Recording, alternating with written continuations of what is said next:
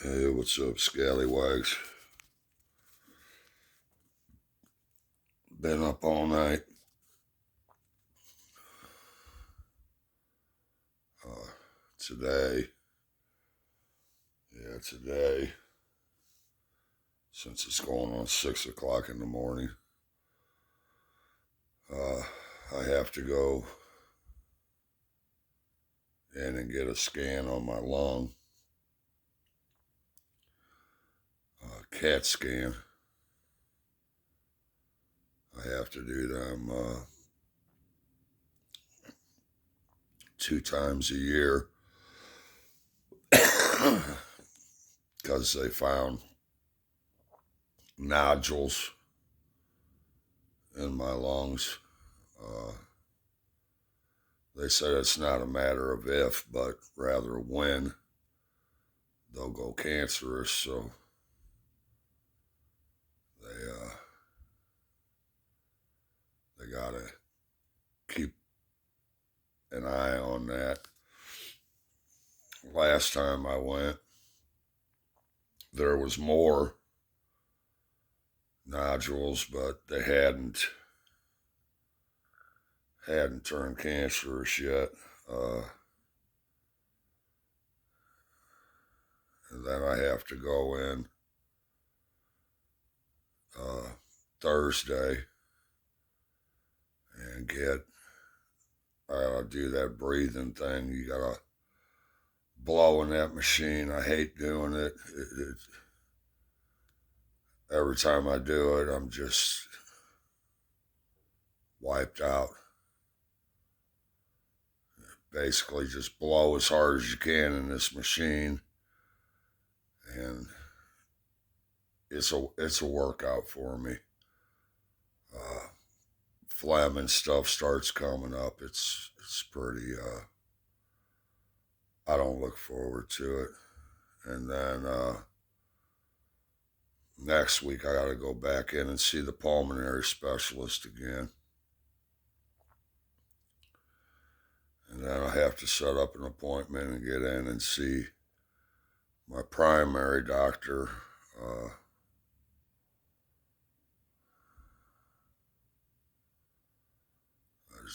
there's a laundry list of stuff wrong, and anymore I'm tired all the time. I'm just tired. Um,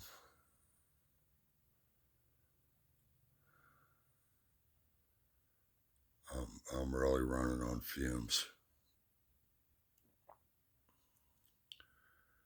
And this is choices and consequences. I made some really bad choices in my life, and what I'm going through now is the consequences of that. Um,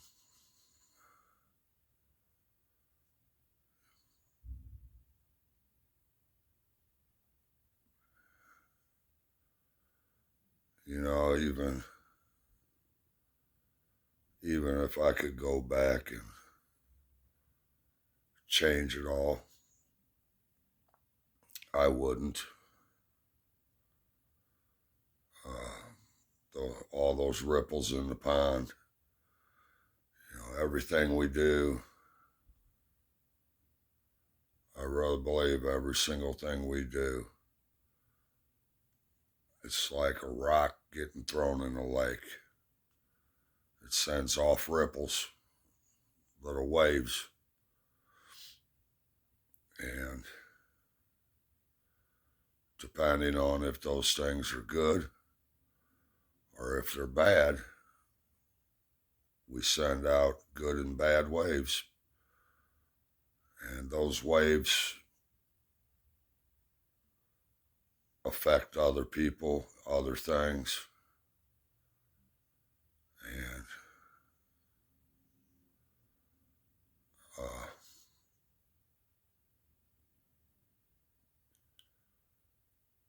I'm physically really, really getting tired. And emotionally, I've been pretty heartbroken about a lot of things. One of the things that has me heartbroken is that I lost all my videos. Have messages that I was trying to get out,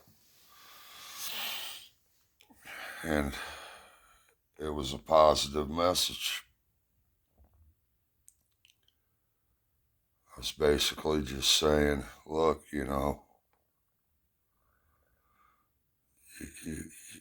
bad things happen to us sometimes, and you might have every reason, every right to get angry or hurt by things that happen to you. But don't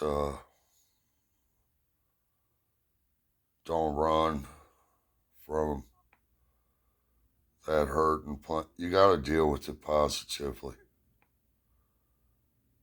I dealt with it by staying high and drunk my whole life. Trying to numb myself and not feel that pain. And I dealt with it lashing out at people, taking all that anger out on other people that didn't deserve it.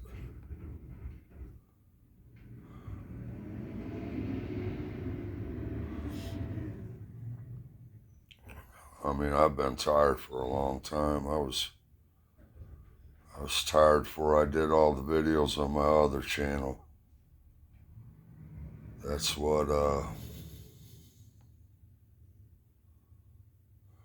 just thought, that I could maybe tell my story and some young person would see what my bad choices have got me in my life, and they would take a different path, deal with their pain and their hurt positively. I thought if I could do that, then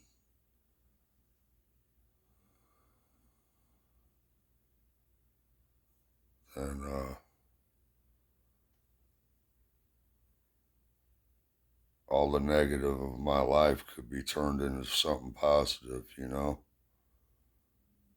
I don't know if I got the time to do all that over again. And I mean, the only reason I lived this long is because of God. And I really felt that's what I was supposed to do. And it all got taken down. All my messages to my friends, my family. Well, I don't really got a family. Me and my father haven't talked in a few years. I love my dad despite everything, but I got tired of being the whipping boy. When it was just me, I took it because I loved my father. Every family's got a scapegoat. That one person that all the shit rolls downhill on, and that's me.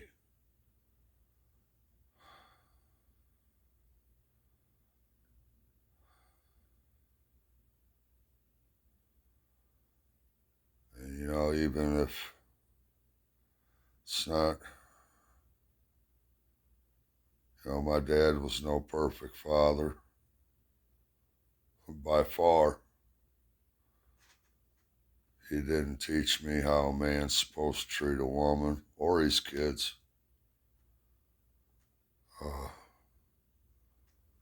Physically, he's one of the baddest fuckers I know. On the job site, he's a union carpenter. They used to call him Samson. I remember a couple times going to work with him as a kid. I seen that man snatch an I-beam up and throw it on his shoulder and walk through the slop and mud with it like it was a 2x4.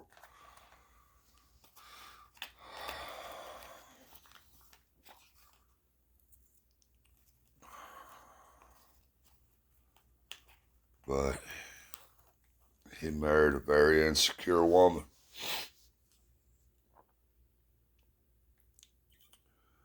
And she couldn't take it out on my mother. So she took it out on my mother's kids. We were Sheila's kids. My mother and father, when they divorced, my father had no parental rights whatsoever. You gotta fuck up pretty bad for that to happen. And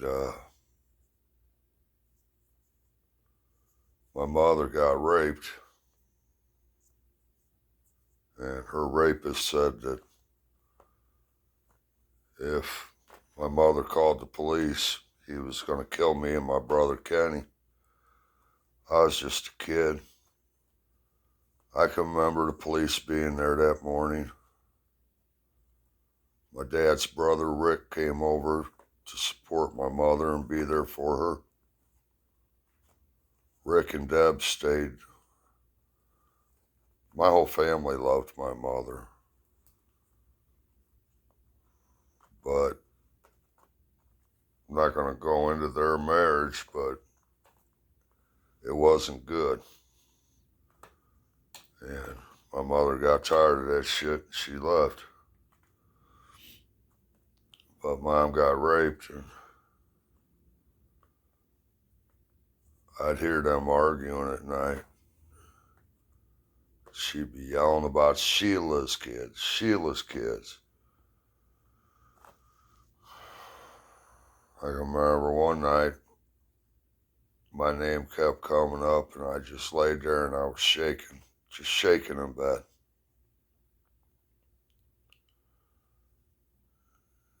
Sure enough, he come in and he drug me out of bed and he beat me all over every square foot of that house. And then while he's kicking me, telling me to get back down the hall, go to sleep, get my ass back in bed, he's yelling at her saying, "Are you happy now? Are you happy now?"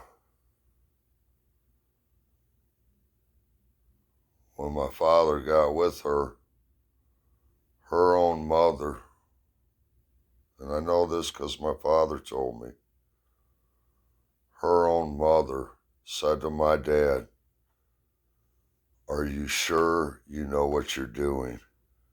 She's not right in the head. She's not right. This bitch, to me, is truly evil." She was insecure, my mother. My mom sent us to live with my dad for our protection, and I didn't know what had happened to my mother. I remember the police being there. I remember the bloody mattress. But I was a little kid. And we had to go live with my dad for our protection. And I can't count the times. I can close my eyes and I could see my stepmother's gritted teeth, her snarled lips, and just the hate, the fucking hate in her eyes, telling me that my mother did not love me. My mother didn't want me. I gave her stomach aches and she couldn't handle me. And that's why we got sent to live with my father. Many, many times. She told me that enough times that I believed it was the truth. And my father never corrected that. They talk about what a fuck up I was. I got in a liquor cabinet one time before 8th grade, and I was with my friend Mike Homewood, and he stole some fishing lures from the store, and I was with him. Those are my big fuck ups. Oh, and 8th grade year, I had a little enterprising business going. We would have to get all of our tests that we got bad grades on signed at school, signed at home, and brought back. I collected every kid in the classroom's mom and dad's signature from a test they had already signed, and I was charging them money. I would trace their mom or dad's signature through the paper and forge their signatures. But those things are the big, horrible things I did when I was a kid, up until 8th grade. And then my brother started spitting blood, my brother Kenny.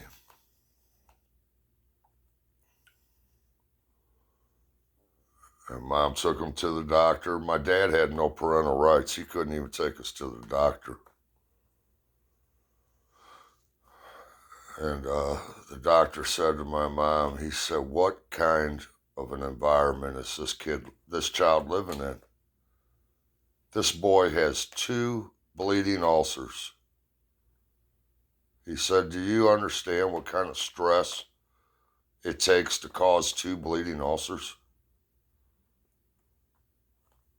Well, my mom yanked us out of there. But see, I was led to believe that my mother didn't love me, that my mother didn't want me, that I gave her stomach aches. She couldn't handle me. I remember I called my dad and I said, "Dad," I knew it was bad at my dad's, the constant arguing. They'd be up some days 3 nights in a row, just screaming at each other all fucking night long. And somehow the dysfunction in their relationship was always my fault because I didn't want them together. I got news for them. The whole family didn't want them together. My Uncle Bobby told me point blank, "Mark, when Jane first came into the picture, it didn't take long. Everybody noticed this bitch ain't right. Talking out the side of her mouth, just she truly gets off on causing problems between people and inflicting emotional pain on people. She never had the closeness that my family once had, and she resented that." And my grandmother told everybody in the family, "Ken just got out of a bad divorce. Don't respond to her." Well, the problem is my grandmother died about a year and a half after that. And my uncle told me, "Mark, you know, if your grandma was still alive, she'd have put an end to this shit a long time ago." Yeah, she probably would have, but that don't do me no good. Things were real bad. Real bad. Lay there and listen to that screaming and yelling and fighting all night long. And it got physical.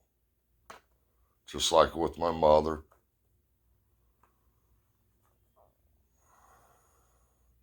And I knew shit was bad there.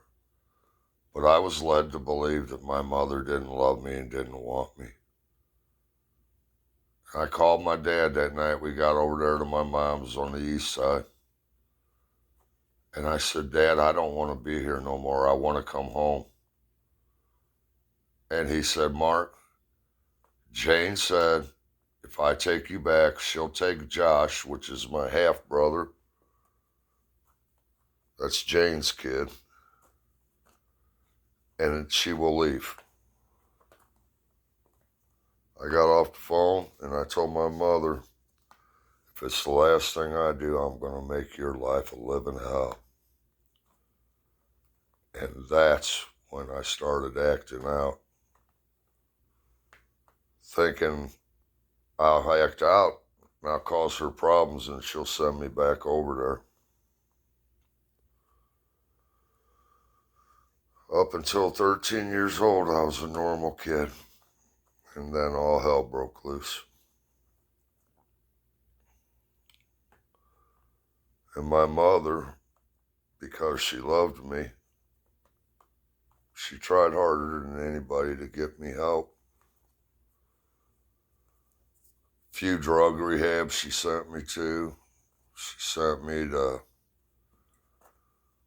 well, when I tried killing myself, I went to St. Elizabeth's mental ward at the hospital.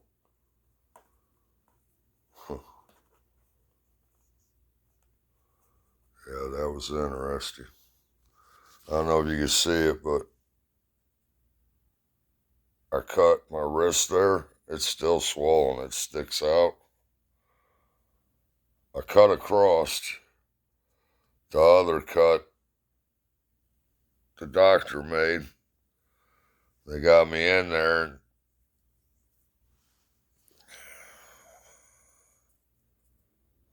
I went down. My stepdad was he was an avid hunter, avid fisherman. He was he was an Eagle Scout when he was a boy. Very sharp knives. When you did dishes in that house, you did not put a knife down in the soapy water. Because you reach in, you grab that knife, it will lay you to the bone. That man could put a razor's edge on a knife. And I took that knife, I pushed down as hard as I could on my wrist and went across. And I hit the artery.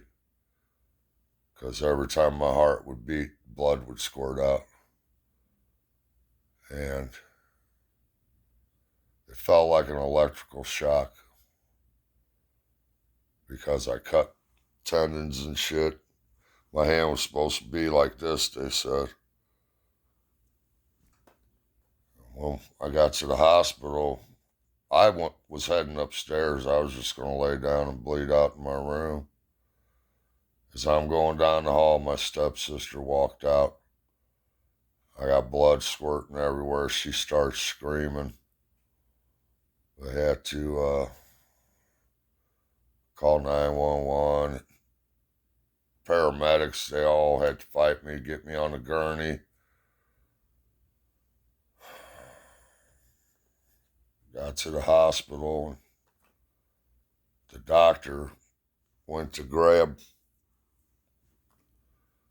some of the skin there and see what kind of damage I had done. And I jammed them hemos right up into my wrist hard. And he started cussing and threw the hemos and left the room. And I thought, okay, now I can lay here and die. And he come back in and they gave me something to put me out. When I woke up, they were putting a cast on, and he said, you make sure you put this on tight.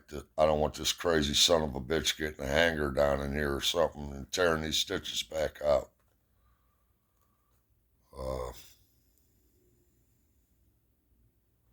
Then there was the time I shot the house up. TVs, stereos, pictures off of walls. I was hammered. They had all gone out of town for the weekend. I turned that gun around, that rifle, put the barrel to my chest, and I went to pull that trigger. And when I did, the gun moved, went right through, in and out, barely missed my liver and my kidneys. I remember stumbling down the stairs and out into the front yard. I was like 19 when that happened, 20. And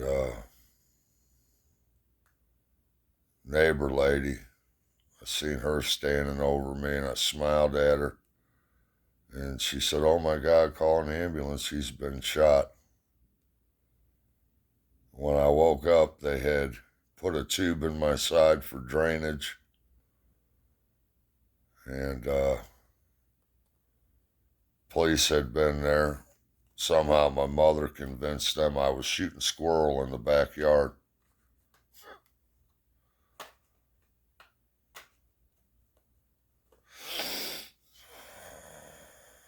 And as soon as my mom left, I ripped that tube out of my side, put my pants on,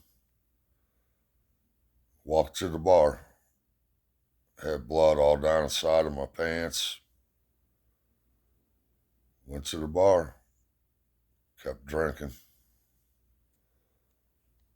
Went to St. Elizabeth's that time. Or no, I went to St. Elizabeth's when I cut my wrist. That's where I accepted God. And for like 8 months, I was on fire. But I backslid. And then Weldon Springs, locked down mental institution 3 times. I was doing a Thorazine shuffle there. They figured out that every time I wasn't on Thorazine, I was attacking people. They kept me on Thorazine full time, and as I was building a little bit of a tolerance for that Thorazine,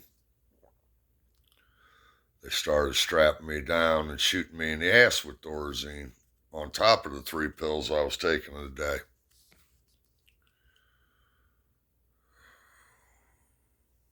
Care unit on Grand Avenue. Then I went to Highland Center.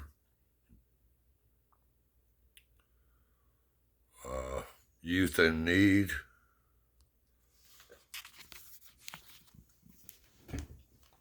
Then that last time I was at Weldon Springs, lockdown mental institution. It's a long story, but there's this bug there. In prison, we call guys bugs that are crazy. This was a bug that chased bugs. I'm not shitting. He'd be running down the hall, jumping in the air, saying, "Get it, get it, get it." Shit that ain't even there. And I hate groups. Can't stand doing groups. And usually when I get a psychiatrist, I always say, "Give me a woman." I've got some men that are like brothers to me that I love. They're my brothers. But most men, I just don't get along with them.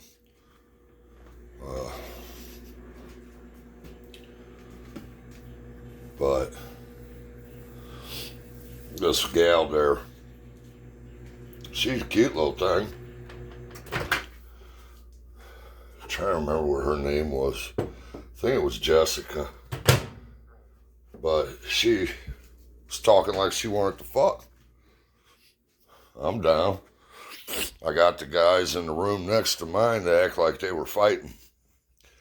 And nurses come running down from that nurses station to see what was going on. I went out the door, down to the girls' side of the hall. Me and this gal's kissing. She's all rubbing on my pecker. She tells me to get my clothes off. I get my clothes off. She's taking her clothes off. And then this bitch starts screaming rape at the top of her lungs. I'm running around, butt naked. I jump up in the wardrobe in her room. Nurse comes in. He's in the wardrobe. He's in there. He's in there. She called it the closet. Boing! I bounce out of the closet and I'm running down this fucking hallway. It's funny now looking back on it, but I was pissed when it happened. I'm running down the hallway and I remember I was about 30 foot from them big steel doors. And it hit me. Where are you running to? There's nowhere to go. And just as I was thinking that, I got tackled from behind by the goon squad. Rug burnt dick, fucking strapped down, shot in the ass with Thorazine. Next morning, I woke up, and that's something I noticed every time. Whenever I come to, I'd always be unstrapped. Somebody was taking those straps off while I was sleeping. But then they let me out. We got breakfast. After breakfast, we had another group. Well, Jessica, the counselor, goes, Jessica's got something she wants to say to the group. And Jessica goes, yeah, he didn't really try to rape me. I was just kidding. He. I got up and punched that fucking bitch in the mouth as hard as I could. Strap mark back down again. I spent the day in that little room.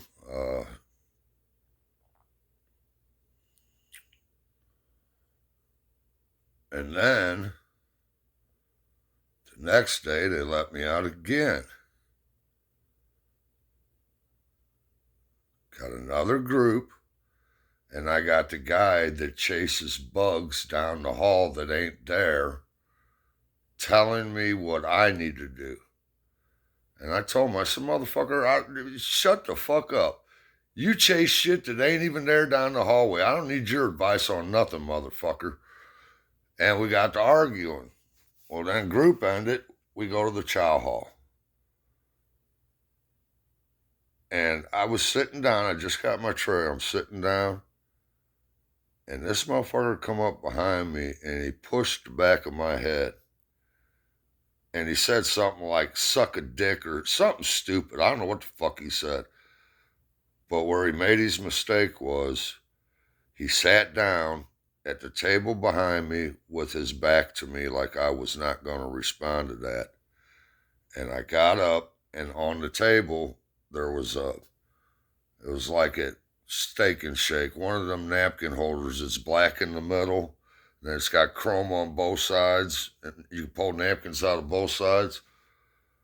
I picked that up, and I took it to that dude's head. And when they pulled me off of him, he wasn't moving, and there was a bunch of blood all over the floor around his head. I took it to him big time. They had to take him out in an ambulance. Well, I didn't know this till years later out in Arizona. My mother told me that they called her up. That's when I found out she was raped when I was 37 and that I had been lied to. What kind of a woman, knowing that another woman is raped, what kind of a woman tells the woman that was raped's children that the reason you're living with us is because your mother couldn't handle you. You gave her stomach aches. She didn't love you. She didn't want you. What kind of a woman does that? And my father never corrected her. But my mom told me that they had called her and they said, you need to come get your son. And she said, what do you mean I need to come get my son? And they said, he attacked a kid. We had to have him sent out to the hospital. He's hurt pretty bad. We cannot control him here. And my mom said, you are a locked down mental institution. You have him on heavy tranquilizers and you can't control him. What the hell am I supposed to do with him? In my mother's defense, My mom had tried everything. It started out me rebelling, trying to act up and get sent back, and it snowed and it just snowballed to where I was glowing just white hot rage, at war with the world, getting high and drunk any chance I could. Uh,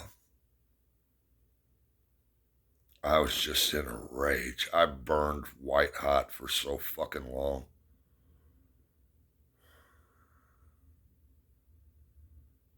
And they suggested my mom talk to a caseworker, and I was signed over to the state of Illinois at about 16 and a half, almost 17 years old.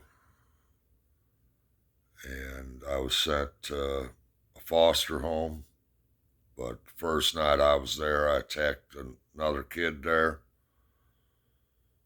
And next morning, another case manager come to get me and took me up to Chaddock in Quincy, Illinois. It was like, I used to call it the island of unwanted kids, but it was the last stop before you go to somewhere like St. Charles Juvenile Detention Center, or it was the last stop.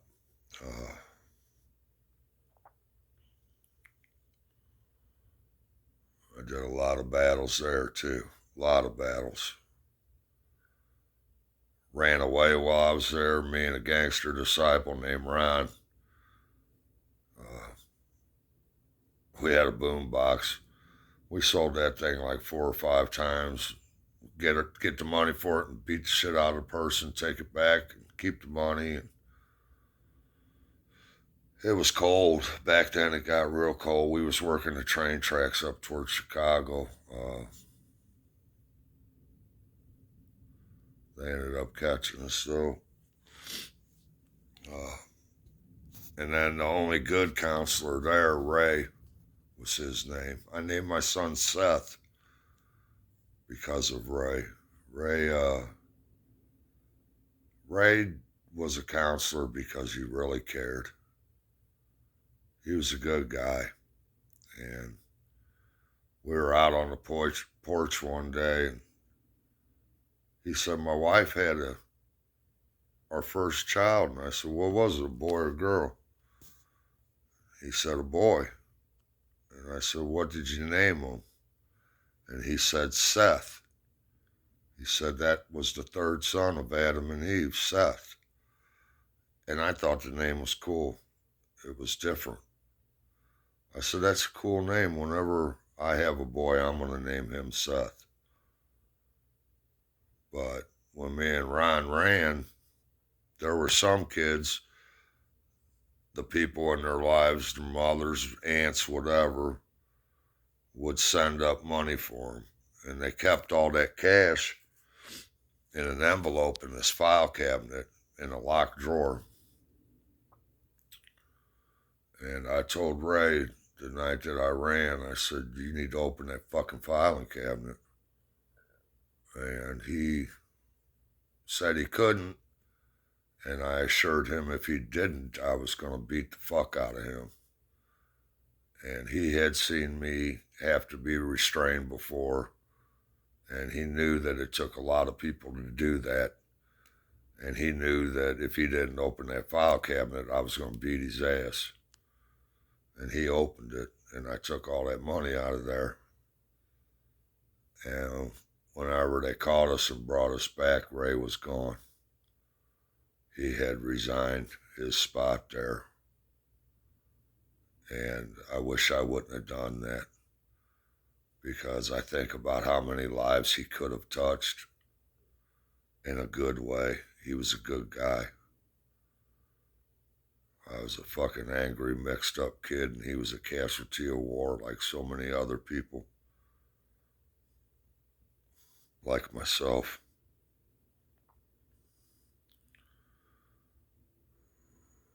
But I stayed there till I turned 18 years old.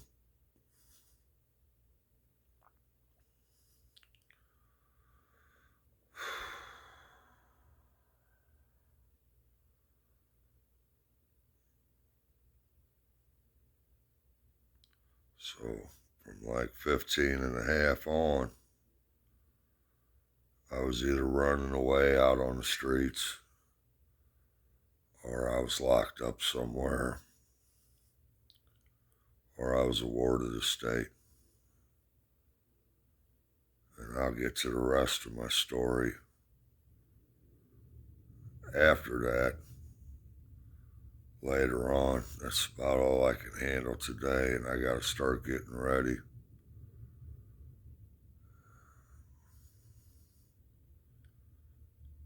I'm worried about all these tests.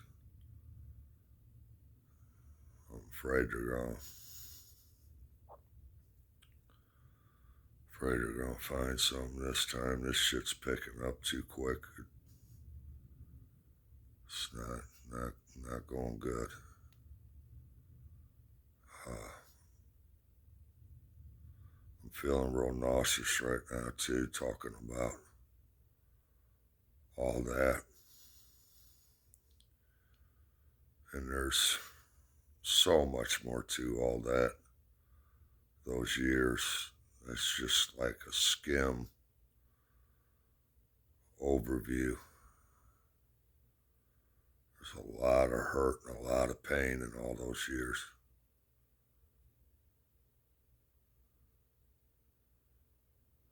I remember,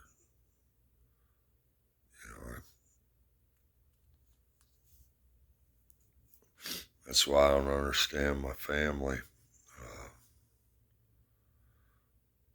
Even if me and my dad made up, I will never forget that when I almost died here a year ago, I was in that hospital for 3 weeks, being told repeatedly how I'm so lucky to be alive. I'll never forget that the family that I would have killed or died for any one of them, I really would have. Nobody cared to come up and see me. Not one person.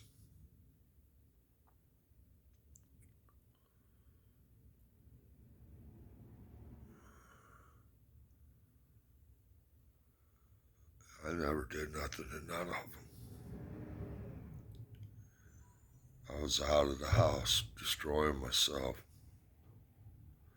And the people that judge on me the most in that family, my dad and my stepmom, they're the ones that I still carry the scars from as a 57-year-old man. And I wish I would have dealt with it positively, because I destroyed myself. I really destroyed myself. I spent my life being high and drunk and just raging at the world. And I continued to be a victim that way.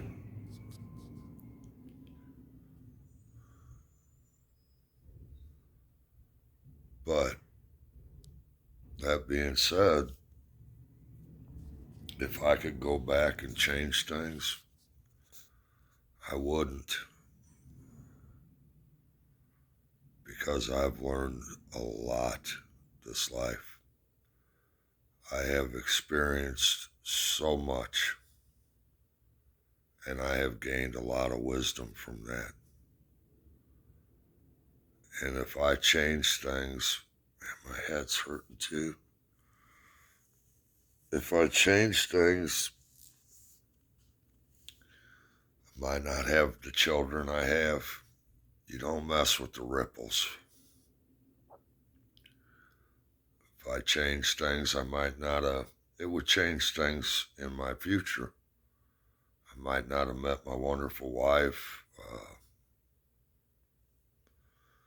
So even if I could change things, I wouldn't. But I have spent my life being there for the people I loved best I could. And it really hurts being at the end of my life and looking around and there's no one there. Seems like such a waste of time. But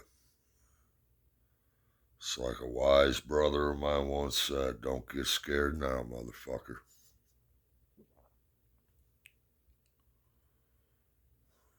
I'm just tired.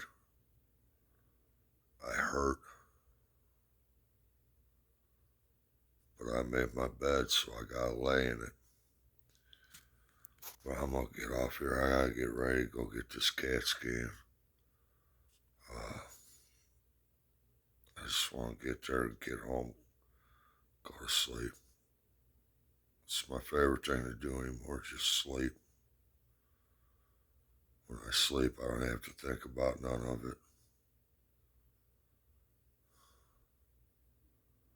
To redo all my videos, I got so much to do and I just ain't got time for it. I'm tired.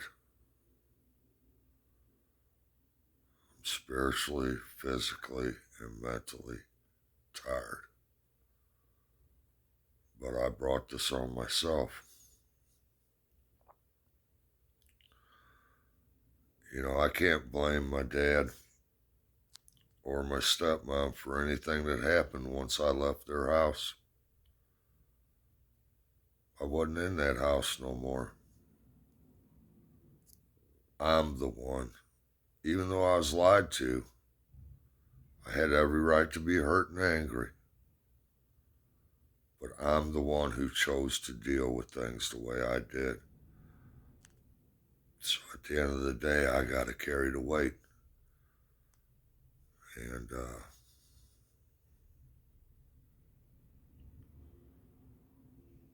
anybody ever sees this, and you're hurt and you're angry and you got every right to be, don't be like me. The way you succeed, the way you become a survivor and not a victim is succeed and do good despite what they did to you. Because it sucks being at the end of your road, knowing you have brought nothing to the table except for violence and ignorance.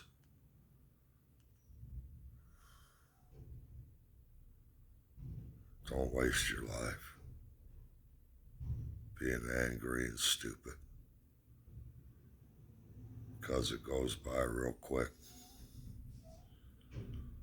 But I'll try to get to the rest of my story here as soon as I can. And it's my most sincere wish that this video somehow helps somebody. If one person took a different path in life, it would make every fucking thing I went through worthwhile. If it would just change one person's course of their life, it would mean everything to me. But I'm gonna get off here. I gotta get ready. Love and respect, people.